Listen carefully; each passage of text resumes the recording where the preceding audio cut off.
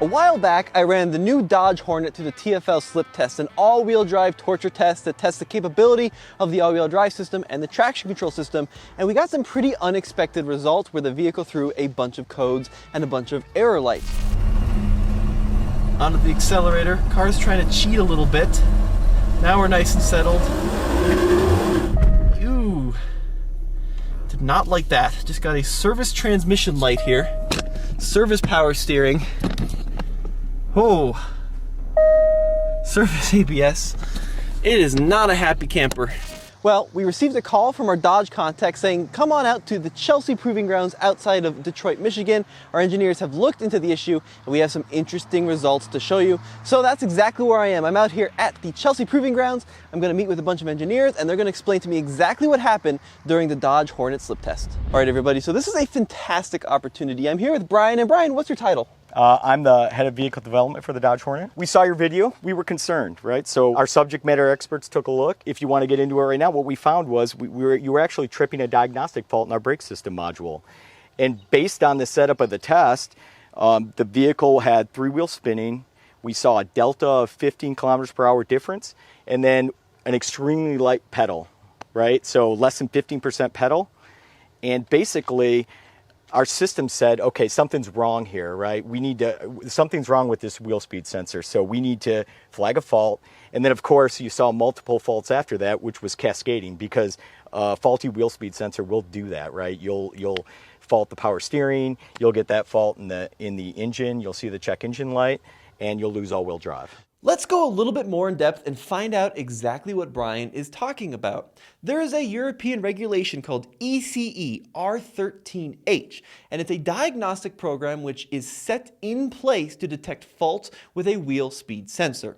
Now, a wheel speed sensor is a very simple device located on each of the four wheels of a car that measures how fast each wheel is spinning. It then sends that information to a computer, so the computer knows when to activate ABS, traction control, stability control, but the car even needs that information to know when to activate all-wheel drive and even how much power steering assistance to give the driver. So wheel speed sensors are crucial, and a fault in a wheel speed sensor is a big deal because the computer no longer has the information it needs to make these important decisions, and then it triggers the fault that we saw in the Dodge Hornet. Now, there are two parameters that ECE R13H is looking for to determine a fault with a sensor. The first, a wheel speed variation of 15 kilometers an hour or more. So it's looking for a wheel that is spinning out of control relative to other wheels. The second parameter, which has to be met to trigger the fault, is a gentle throttle position, 15% or less. The idea here is if you're stuck in the snow, if you're stuck off-road, there's a good chance that one wheel may be spinning crazy while the computer tries to figure it out, but there's also a good chance that you're going to be more than 15% throttle, and then the car knows, nope, not a fault, this guy's stuck in the snow, this guy is stuck off-road. However, in my slip test, according to Dodge, I found the condition where I was 15% throttle or less, and a wheel speed variation of 15 kilometers an hour, 9 miles an hour, or more, and then the car through the faults. So Brian, I'm here with you at the Proving Grounds, and one thing I'm noticing is you've got a bunch of different types of rollers, so walk me through what we're looking at today. Okay, so actually, we were so concerned by your testing, we wanted to emulate what you guys do so we could truly understand it. And this is before we really got into the detail of understanding of what was going on. So what you're seeing is a very similar setup to what you saw. We're utilizing our permanent front rollers just from an ease perspective of messing around with wheelbase. As you know, moving them around can be a little time consuming and heavy, right? Yeah. So the one thing I did want to mention is the sensitivity of the test, the distance of the rollers. Okay. Right? So as we're set up right now, it's similar to what you're used to. We've played around with pulling rollers, going deeper into the setup, making it more difficult to get off. That's where we got into that negative friction, where we get into that. We just tried all different ways, and we'll take you through the changes and what differences it makes for the vehicle. All right, Brian. So we are backing on to the three-wheeled slip test, where we've got both left wheels stuck in the rollers, the right rear in the rollers, and the right front on the ground. And this is the test that the Hornet struggled on. Yep. And tripped this event where it went into the error modes. Now, one question I have for you is, when you guys were testing this, did you have that the trip happened when you had 2 wheels on the rollers, or was it pretty exclusive to having 3 on the rollers? It was exclusive to 3 on the rollers, absolutely. Okay. And yeah, basically what we call split mu or split friction side to side didn't occur, right? So this was only this setup where it happened, but you could flip it and still get the same as far as having front wheels on the rollers and have the rear mu, or right to left. That didn't make a difference. What we're gonna do is we're gonna drive off. Okay, so we're gonna give you we're gonna prove it can do it. Yeah, we're gonna prove it can do it. Let's start there. That way we're not clearing faults. Is this the same car too that we tested? This is the exact same car that you guys tested. Perfect. Okay. All right. So I'm letting my foot off the gas. We're rolling about 3 miles an hour. I give it about 30% throttle, and we come off. Oh yeah, very interesting. So that was the same test where back in Colorado, we got all those faults. Thank you, Brian, for proving it can do it. You know, sure, no problem. As I'm sure as an engineer, it's very validating, and hopefully you guys saw that it can do it. And just to verify, you can see on the screen we didn't trip those faults. Yep. So we have proven that the Dodge Hornet can make it off the 3-wheeled TFL slip test. It just took more throttle than what I was applying when I tried it. But Brian wanted to show me exactly how little throttle it takes to trigger the fault. So he backed it back onto the rollers to try to trigger the issue. To be perfectly honest, with this roller setup, it might be difficult for us to get into the condition and still and get the fault, right? Because there's with this certain setup, and just full disclosure, right? With this particular setup, just speaks to the sensitivity of it. Really, what happens is we can't stop it from getting off.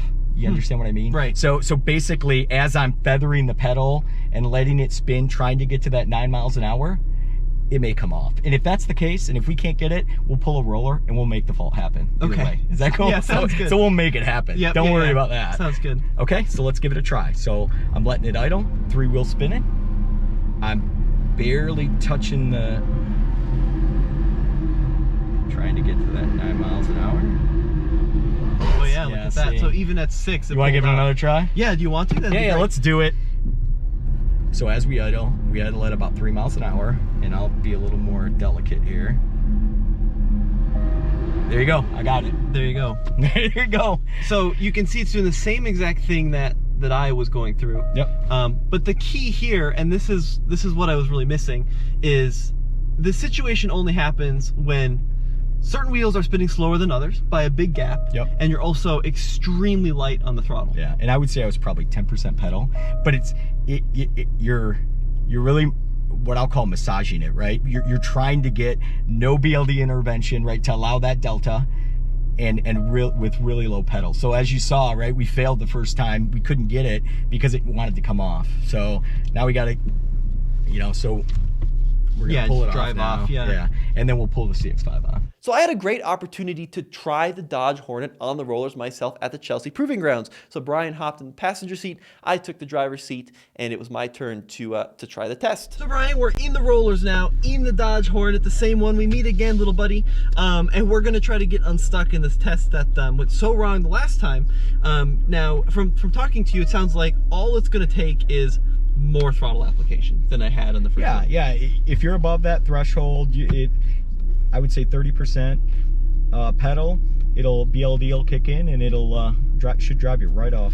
All right, sounds good. So we're settled, letting off the brake, onto the accelerator. Yeah. Okay.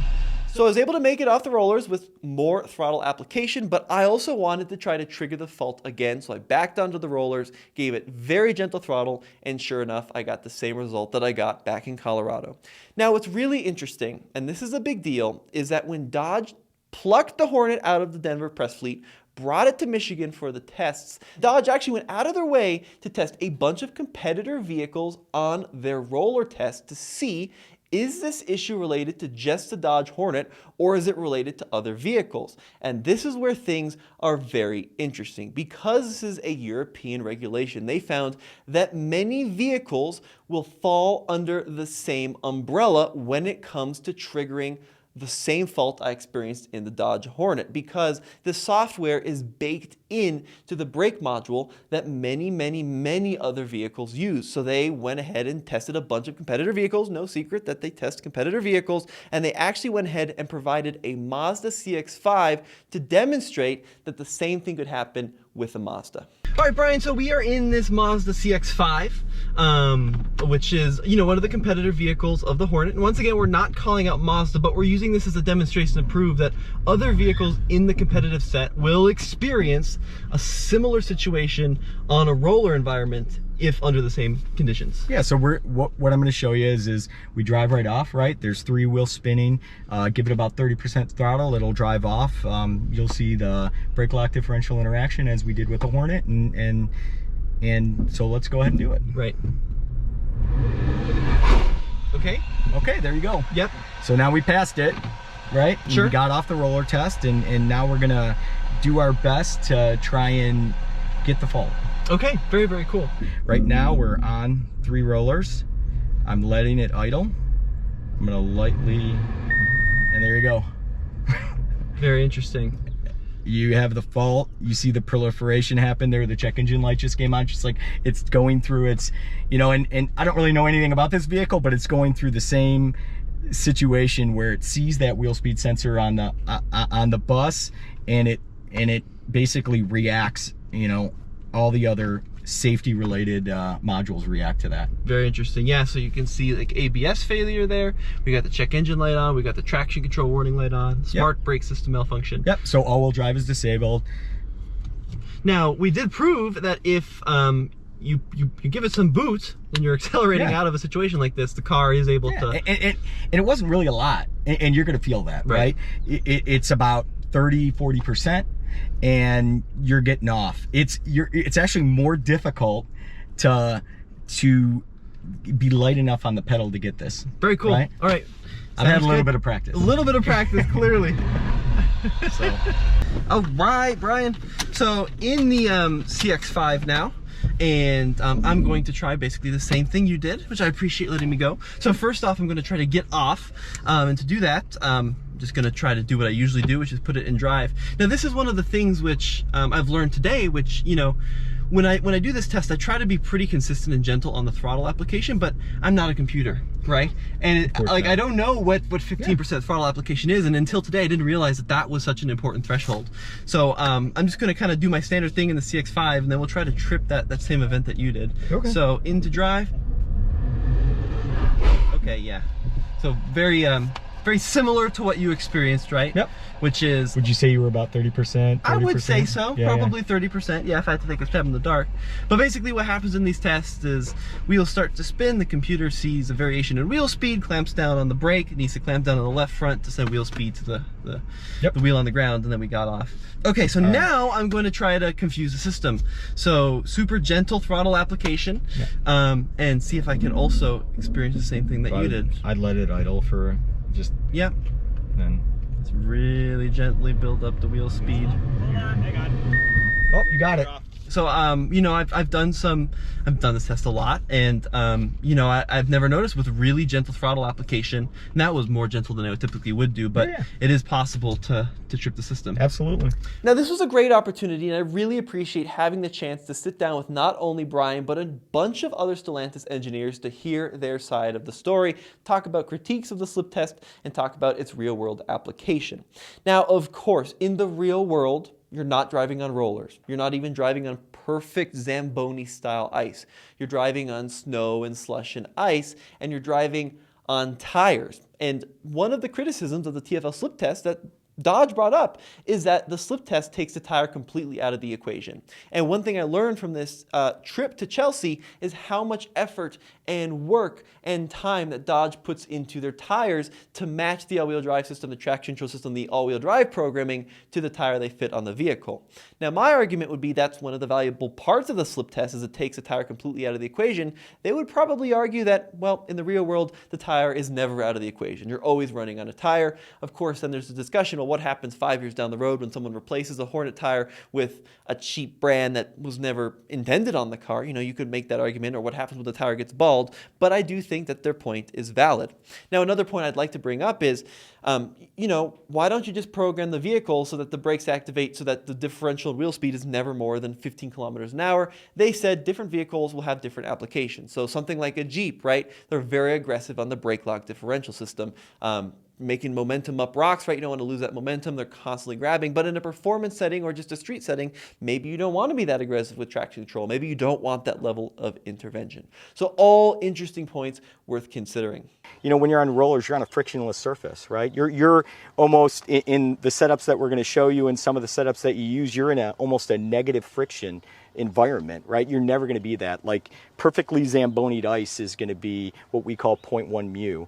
And you're almost in the negative when you're on those rollers and kind of in the hole of the roller. So it's interesting. So we don't think that you're never going to be in that situation in the real world. And actually we've got, we went back, looked at quality data on all of our vehicles for wheel speed sensor faults. Looked at not just the Hornet, but all of our vehicles. And we've never seen a low speed situation where we've lost a wheel speed sensor based on this criteria. Yeah, so talk me through that a little bit. So obviously working for the company, you do a ton of testing, not only here at Chelsea, but all around the world. Yeah. But then you also have data from customers. When you see faults in the wheel speed sensor, it's not largely due to the fact that people are at home rolling on rollers. It's mostly because there's an issue with the specific vehicle. Exactly. Right? You could have potentially a wiring issue, right? A pinched wire or something. You could have a wheel speed sensor that's actually faulty. And that's what this is trying to find. So that parameter that triggers the warning lights, right? Mm-hmm. One of the things that it does, as we mentioned, is it disables the all-wheel drive system. Yep. It flashes the check engine light, flashes power steering issues. Yep. ABS failure.